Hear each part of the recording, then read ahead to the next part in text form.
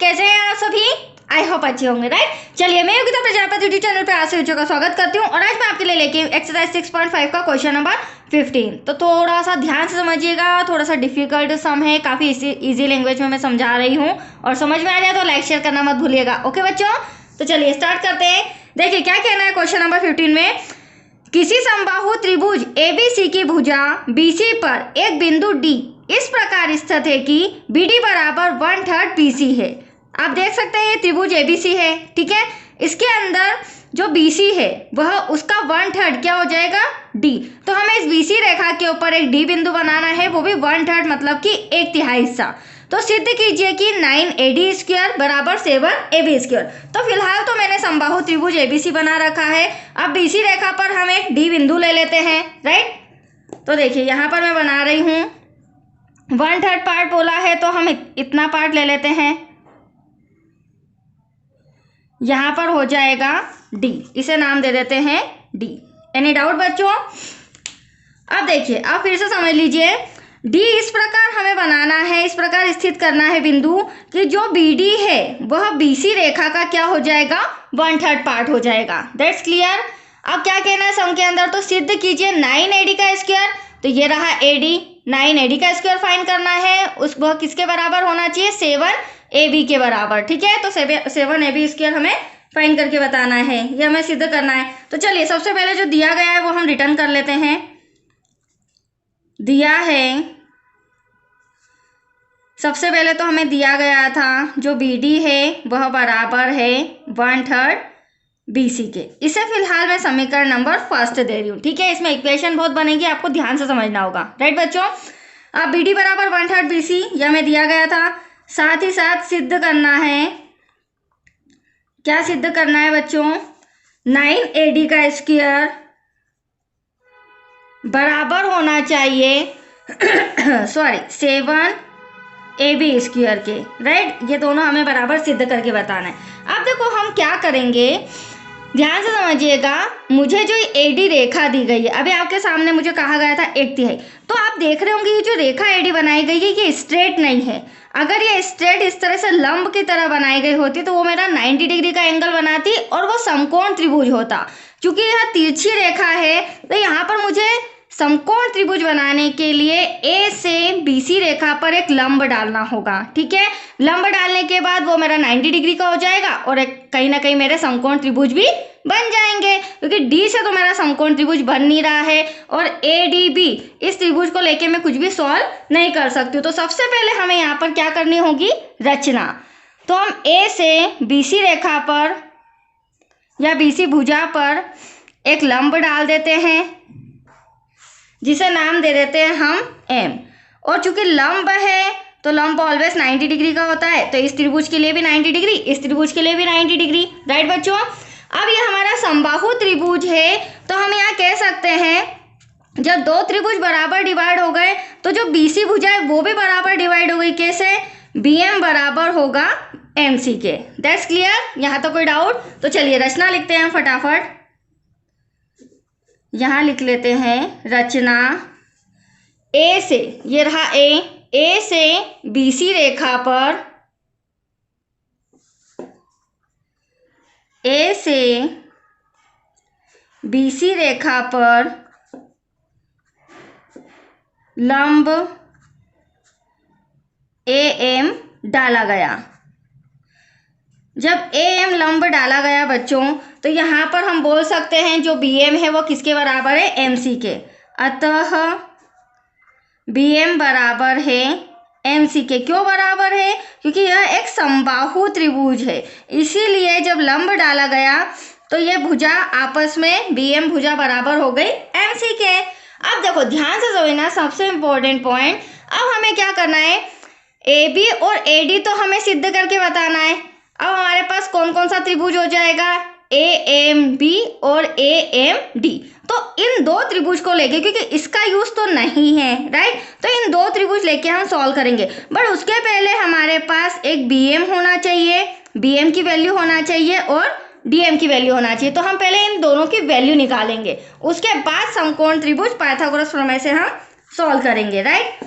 तो देख लीजिए, अब BM बराबर मैं लिख सकती हूँ जो BM भुजा है वो BC रेखा की क्या है, 1.5 आधी है BM, तो यहाँ हम लिख सकते हैं 1.5 आधा है BC के।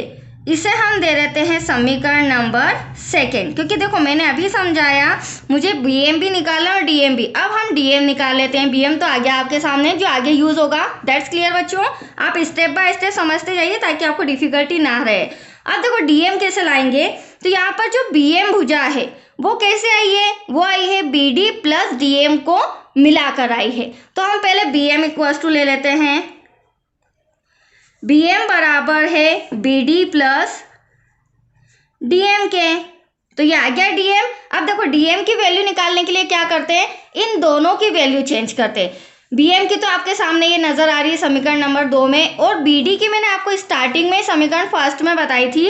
BD के प्लेस पर मैं क्या लिख सकती हूँ, 1/3 BC। That's clear. तो यहाँ पर हम लिख लेते हैं BM के प्लेस पर ये रहा BC 1/2, तो यहाँ पर तो 1/2 BC हो जाएगा, इक्वल्स टू BD के प्लेस पर अभी मैंने आपको बताया 1/3 BC आ जाएगा, plus DM as it is ऐसा का ऐसा, राइट। अब हम क्या करेंगे, दोनों BC के हैं तो ये वाला इक्वल के इधर है, तो इधर आके क्या हो जाएगा, प्लस का माइनस हो जाएगा, तो इसे हम माइनस में ले लेते हैं। 1/3 BC इक्वल्स टू DM ऐसा का ऐसा, धीरे से हमारी DM की वैल्यू भी आ जाएगी, राइट। अब हम क्या करते हैं, क्रॉस मल्टीप्लीकेशन करें बच्चों, 3 का यहाँ पर 2 का यहाँ पर, तो 3 BC हो जाएगा, माइनस 2 2 1 2 2 BC, और डिवाइड में क्या हो जाएगा, 3 2 6 इक्वल्स टू DM। अब 3 में से 2 गया तो कितना बचा, 1 BC, डिवाइड में 6 इक्वल्स टू DM, जिसे हम और करके लिख सकते हैं DM equals to BC upon में 6। तो देखो ये DM की वैल्यू भी आपके सामने आ चुकी है। यहाँ समीकरण नंबर 2 दिया है, यहाँ पर मैं दे रही हूँ समीकरण नंबर 3। तो अब देखिए हमारे पास BM भी आ चुका है, DM भी आ चुका है। अब आप आगे हम क्या करेंगे, आप देख रहे हैं चूंकि यह हमारा समबाहु त्रिभुज है, ठीक है, और समबाहु त्रिभुज की तीनों भुजाएं क्या होती है, बराबर होती है, मतलब कि AB बराबर है BC के और BC बराबर है AC के। तो हम यहाँ लास्ट में लिख देते हैं, चूंकि ABC एक समबाहु त्रिभुज है, राइट बच्चों।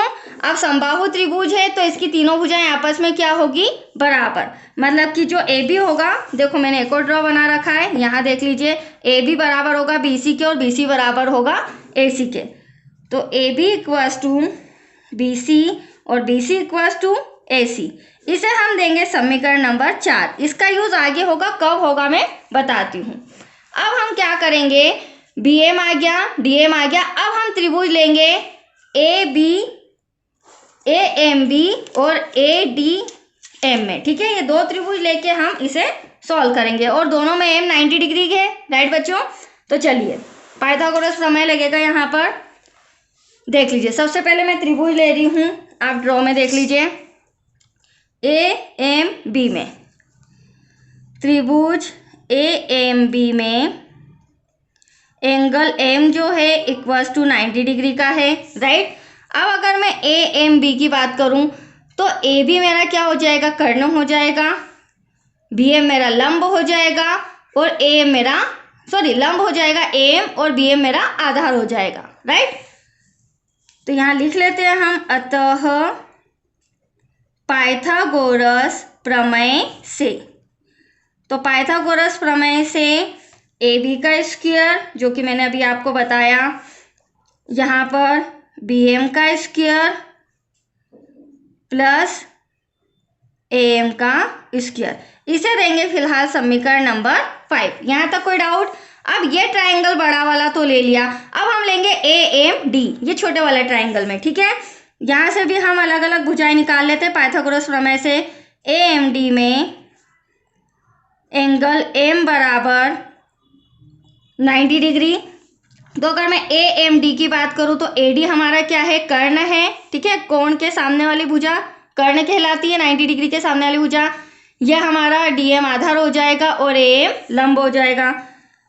तो यहाँ पर AD का वर्ग बराबर AM का वर्ग प्लस DM का वर्ग, ये हो गया हमारा इक्वेशन नंबर 6। अब आप लोग देख रहे होंगे बच्चों, एटलीस्ट हमें सिद्ध करना है AB और AD का स्क्वायर, तो हमें AB और AD से ही मतलब होना चाहिए, राइट। तो AB और AD तो समीकरण 5 और 6 में आ रहे हैं, बट यहाँ पर BM और DM भी आ रहे हैं, तो BM DM की तो वैल्यू रख लेंगे, बट हमें यहाँ से AM जिसका हमें कोई यूज नहीं है इसे हटाना है। तो समीकरण 6 से मैं क्या करूंगी, जो AM है उसे मैं यहाँ पर ले लेती हूँ, AM का स्क्वायर, तो AD क्या हो जाएगा, यहाँ पर आ जाएगा, और ये जो है माइनस का है इधर, प्लस का इधर आके माइनस का हो जाएगा। इसे दे देते हैं समीकरण नंबर 7। अब ये जो समीकरण 7 का जो हमें मान दिया गया है, ठीक है, AM के इक्वल्स टू क्या दिया गया है, ये वाली कंडीशन, तो जो समीकरण 5 है ना, समीकरण 7 का मान AM के प्लेस पर हम समीकरण 5 में रखेंगे। देखिए कैसे, समीकरण 7 से या 7 से मान समीकरण 5 में रखने पर, ऐसा क्यों कर रहे हैं बच्चों, क्योंकि यहाँ से भी AM स्क्वायर हट जाएगा और यहाँ से भी AM स्क्वायर हट जाएगा। तो चलिए सबसे पहले हम समीकरण 5 लिख लेते हैं। देखिए ध्यान से देखिएगा, AB का वर्ग, अब ब्रैकेट हटा देते हैं, इक्वल्स टू BM का वर्ग। अब आप ध्यान से देखिएगा, यहाँ पर जो समीकरण 5 के अंदर AM स्क्वायर है उसके प्लेस पर मैं समीकरण 7 से, ये रहा समीकरण 7, उसके प्लेस पर मैं क्या ले रही हूँ, AM के प्लेस पर AD का वर्ग माइनस DM का वर्ग। तो यहाँ पर हम लिख लेते हैं AD का वर्ग माइनस DM का वर्ग। यहाँ तक कोई डाउट आपको? अब देखो AB और AD तो हमारा चल ही रहा है, दैट्स क्लियर। अब हमें BM और DM की वैल्यू चेंज करना है, जो कि मैंने आपको स्टार्टिंग में ही बताई थी।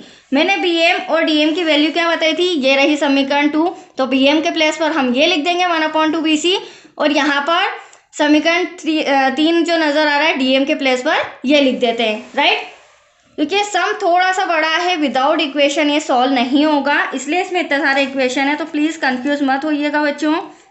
AB का स्क्वायर यहाँ लिखना पड़ेगा समीकरण 2 व 3 से, राइट। अभी मैंने आपको बताया था समीकरण 2 जो है BM का स्क्वायर, उसकी जगह हम लिख सकते हैं BC/2 का वर्ग प्लस AD में तो कुछ सोल्व नहीं करना है, राइट। DM के प्लेस पर भी हम लिख सकते हैं BC/6 का वर्ग।